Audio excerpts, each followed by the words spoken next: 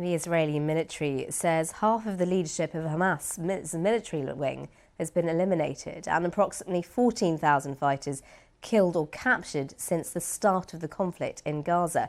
Meanwhile, more than 50 people are reported to have been killed in airstrikes in the Gaza Strip, including over 20 in a designated safe zone. The Israeli military says it was attacking Hamas militants who hid among civilians.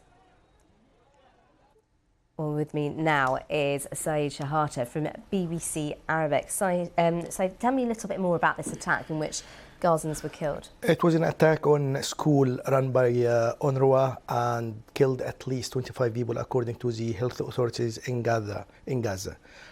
This was not the first time. There is the last few days, there is some schools were hit by Israeli strikes, and UNRWA said about 70% of its schools since over the course of the war were hit by Israeli airstrikes.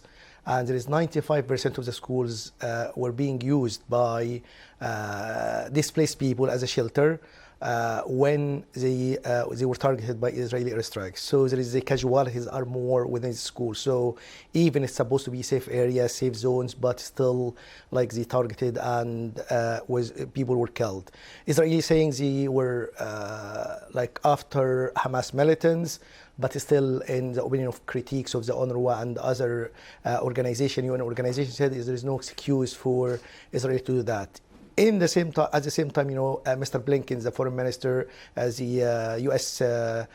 foreign minister, said to two Israeli officials, that should be Israeli do more in order to protect civilians, because the number is high, even is less during but it's high. So supposed to be taking more measures in order to avoid killing civilian people. So it is part of the series happened all over since the start of the war in October. So there is more measure need to be done, and the pressure on the United States to do that through the negotiation, and on Mr. Netanyahu to start make some concessions in order to reach a deal between Hamas and Israel.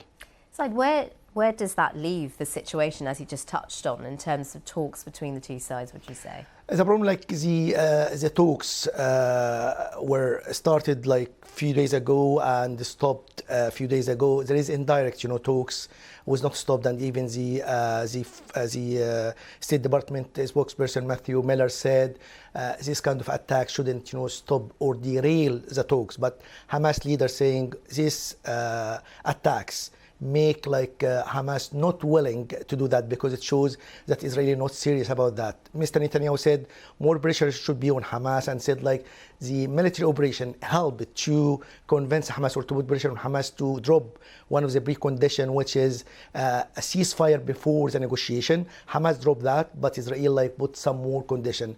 No return for militant to the north, and how can you define that? How can you define those people? And it's controlling the Philadelphia corridor between Egypt and Gaza in order to stop smuggling any weapons.